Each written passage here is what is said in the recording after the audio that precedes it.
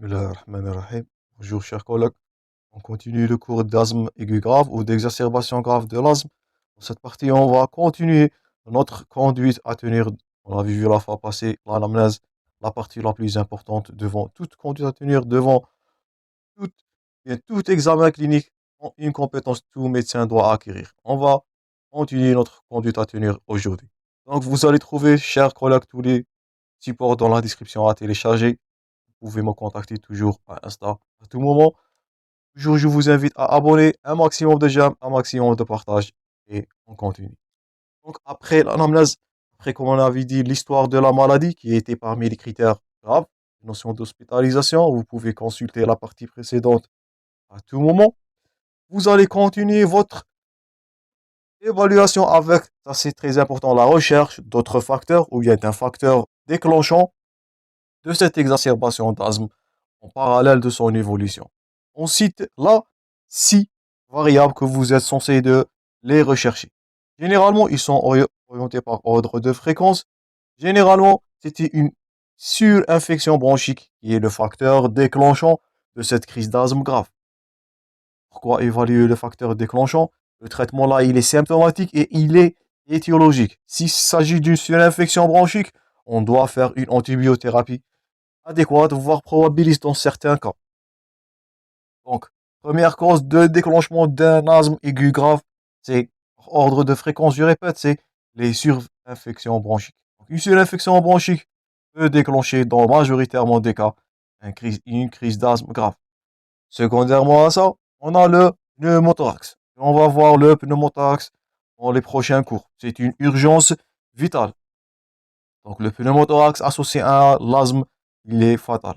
Donc là, on note un trouble ventilatoire excessif ou bien grave et ça peut mettre en jeu le pronostic vital. Donc, deuxième cause, le pneumothorax, généralement chez un sujet fumeur. Donc, la combinaison d'asthme et de tabagisme, mauvaise combinaison, elle mène à du pneumothorax par rupture de bleps. Tout ça, on va voir dans le pneumothorax et ça va aggraver, ça va donner un asthme aigu grave, une crise d'asthme très sévère.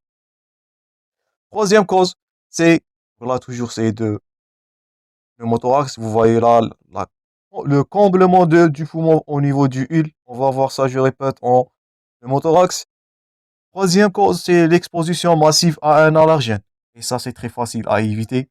Donc, je répète, c'est parmi les causes de ces exacerbations. C'est la mauvaise observance, c'est la mauvaise hygiène de vie chez les patients. Toujours l'asthme est une pathologie qui est maltraitée. Ou bien une mauvaise observance est retenue à partir du patient. Donc, une exposition massive à un allergène. Donc, il est à éviter. Parfois, c'est le stress. Un stress important avec une forte émotion peut déclencher une crise d'asthme, réaction vagale. Le changement climatique. Et dernièrement, donc, on impliquera, comme on a vu dans les facteurs éthiopathogéniques de l'asthme, l'élévation du niveau de pollution. Surtout, les surinfections bronchiques. Donc, ils vont prédominer les causes d'un asthme aigu grave. Et suite à ça, faites attention au pneumothorax. À lui-même, c'est une urgence vitale. Imaginez-vous un pneumothorax associé à une crise d'asthme grave, à un asthme aigu grave, peut être mortel. Donc, s'il s'agit d'une infection bronchique, dans votre conduite thérapeutique, vous allez associer un traitement étiologique, donc traiter cette infection s'il s'agit de cette dernière. Pour le pneumothorax, évacuation et drainage, on va voir ça en enchaînement de cours. Éviter les allergènes, le stress, les émotions fortes, mettre des mesures contre les changements climatiques et bien sûr contre la pollution. On va voir ça dans la prévention. Là, c'est un tableau qui récapitule, ça on a vu précédemment, c'est les critères d'asthme. On a un asthme léger, modéré, sévère, voire là qui, notre intitulé aujourd'hui, c'est très sévère. C'est là où on note l'asthme aigu grave. Donc, commençons premièrement par les paramètres. Quels sont les paramètres que vous allez poser sur elle, votre diagnostic, bien votre évaluation d'un asthme qui est très sévère. Donc, premièrement, on note la difficulté respiratoire, la dyspnée. C'est le premier critère Donc, je répète, un patient en crise d'asthme aiguë grave, il va venir dans une état de détresse respiratoire, voire une dyspnée qui est sévère. Donc ça, c'est premièrement. Donc faites attention dans vos cas cliniques. Donc tout ça, c'est à rechercher. Donc, si on vous dit un patient, il viendra dans une dyspnée au repos. Donc là, c'est sévère. Deuxièmement, c'est l'expression orale et la vigilance. Donc, si un patient il est aphasique, il ne parlera pas. Donc ça, c'est témoin d'une crise très sévère. Le niveau de vigilance. Donc, un patient en obnubulation, un patient en convulsion, donc ça va témoigner d'une hypoxie sévère et un trouble ventilatoire grave, donc une crise d'asthme qui est grave.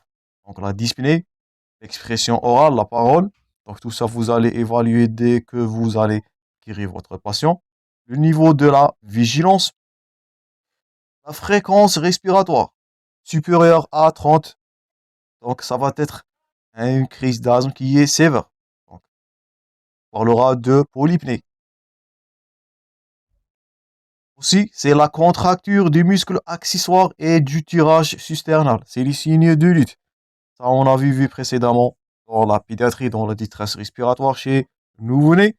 Chez un patient asthmatique, on va noter là la détresse respiratoire, le tirage sous-claviculaire, l'association au tirage sous-sternal avec une mise en jeu du contraction du muscle respiratoire accessoire. Donc tout ça, c'est parmi les signes de lutte.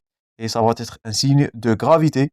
Et dans le cas très sévère, notez ça bien, vous allez noter des mouvements thoraco-abdominaux dits paradoxaux. Donc si on vous pose la question, quels sont les critères de gravité jusqu'à maintenant?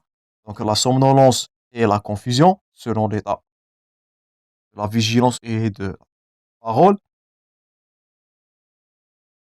Une fréquence respiratoire, donc elle va augmenter, je répète, de fur et à mesure que la crise s'aggrave, mais malheureusement, notez bien ça, c'est un piège.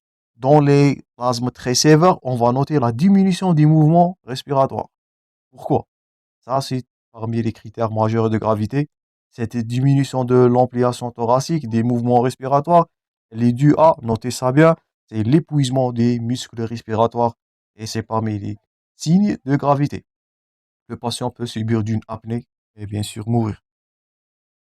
Donc, pour l'hypnée, elle va terminer par l'épuisement du musculature diaphragmatique surtout, et l'apnée est là, c'est l'anoxie totale et le risque pronostic vital il est mis en jeu.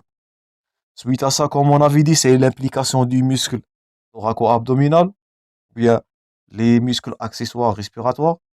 Ça va évoluer vers un stade terminal, notez ça bien, des mouvements thoraco-abdominaux ou bien mouvements paradoxaux. On va noter la notion de la respiration paradoxale. Donc, si on vous pose la question, un patient somnolent ou en confusion avec un épuisement respiratoire, des mouvements thoraco-abdominaux qui sont paradoxaux, donc ça, c'est les critères d'un asthme qui est très, très sévère, très grave. C'est un asthme aigu grave. C'est une exacerbation menaçante. Autre signe, c'est les sibilants, donc à l'auscultation. Donc, je répète, à chaque fois que la crise va évoluer, on va noter l'augmentation de ces sibilants, de ces sons, de ce sifflement. Ça, on a vu dans la clinique. Donc, dans la crise légère, les sibilants sont modérés juste à la fin de l'exacerbation ou bien l'expiration. Vous allez voir ça dans la simulation. Dans les crises modérées, ces bruits ou bien ces sibilants, ils vont être bruyants, augmenter de bruit en cas de sévérité, mais dans les formes très graves, à cause, je répète, de l'épuisement de la musculature respiratoire, vous allez avoir l'absence de sibilance. Faites attention. Un patient qui est en coma, qui a un épuisement pulmonaire ou un épuisement de la musculature pulmonaire, il va avoir une absence de sibilance. C'est parmi les critères de gravité. C'est une crise d'asthme très sévère. Comme suite, concernant le plan cardiaque, donc ça va risquer à l'apnée. Concernant le plan cardiaque, donc on note fréquence cardiaque inférieure à 100 dans les crises légères, entre 100 et 120 dans les crises modérées, supérieur à 120 dans les crises sévères, mais toujours tout organe, il va avoir un épuisement. Donc, c'est la bradycardie qui représentera le signe de gravité dans, toujours je répète, les crises d'asthme très sévères. Cette colonne est à retenir par cœur. Donc, suite à ça, la débimétrie, donc le DEP, on avait vu ça dans la partie clinique. Dans les crises légères, il est supérieur à 80%. Dans les crises modérées, la voilà, deuxième case, située entre 60 et 80. Inférieur à 60 dans les crises sévères plutôt, il est impossible à mesurer dû à l'impossibilité de l'expiration. Donc, par les mouvements abdominaux paradoxaux, l'absence de sibilant, l'épuisement de la musculature. Donc, et vous allez voir que ça va être inférieur à 30%. Et il est impossible à mesurer dans les formes très sévères, les formes menaçantes. Autre paramètre, donc c'est la saturation ou bien la pression O2, pression CO2. Donc la pression oxygène, elle va diminuer inférieure à 60 mm3 en O2, dans les crises d'asthme très sévères, et on va noter l'augmentation de la pression de CO2, l'hypercapnie, donc supérieure à 45, et qui est plus grave à l'anoxie. Donc l'hypoxie, ça définit par une diminution de la pression oxygène PaO2 inférieure à 60. La plus grave que cette dernière, c'est l'hypercapnie. C'est elle qui représente la gravité. Donc une hypercapnie peut être mortelle. Donc supérieure à 45, c'est parmi les critères de gravité. Et dernièrement, comme dernier paramètre, la saturation en O2. Donc ça, on a vu en pneumologie. Dans la sémiologie, une saturation qui est inférieure à 92. Dans ce support, c'est inférieur à 90. Donc c'est parmi les critères de gravité devant détresse respiratoire. Ce tableau, il est à retenir par cœur. On récapitule.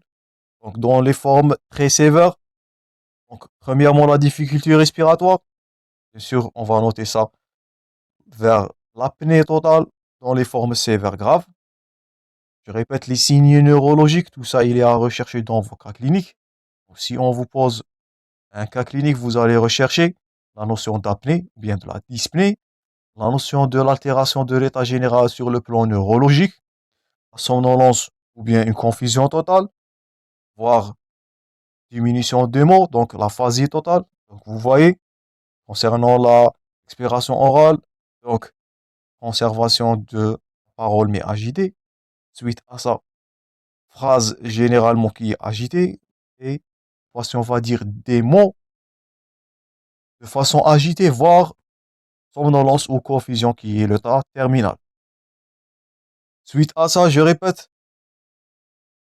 fréquence respiratoire, faites attention au épuisement. Donc, toute respiration supérieure à 24 contractures par minute ou bien 24 mouvements par minute, elle est posée ou bien elle est traitée comme polypnée.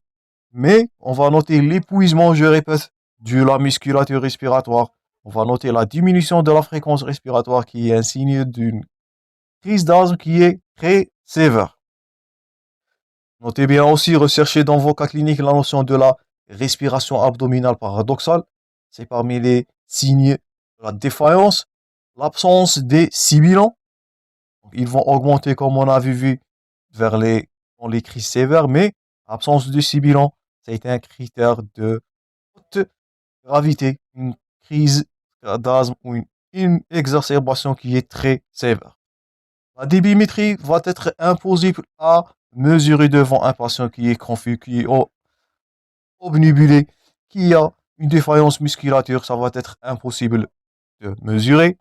Suite à ça, on va noter une hypoxie inférieure à 60 mm3. Une hypercapnie, c'est plus grave que l'hypoxie. Et ACO2 supérieur à 45 mm3 et une désaturation inférieure à 90. Je répète, cette colonne est à retenir par cœur, surtout devant les crises d'asthme très sévères qui sont menaçantes. Donc j'espère que c'est clair concernant ce tableau récapitulatif qui représente tous les paramètres à rechercher devant les crises d'asthme, quelles que soient légères, modérées, sévères, voire dans notre cas là, l'AAG, donc l'asthme aigu sévère, ou bien l'asthme aigu grave, la crise d'asthme très sévère.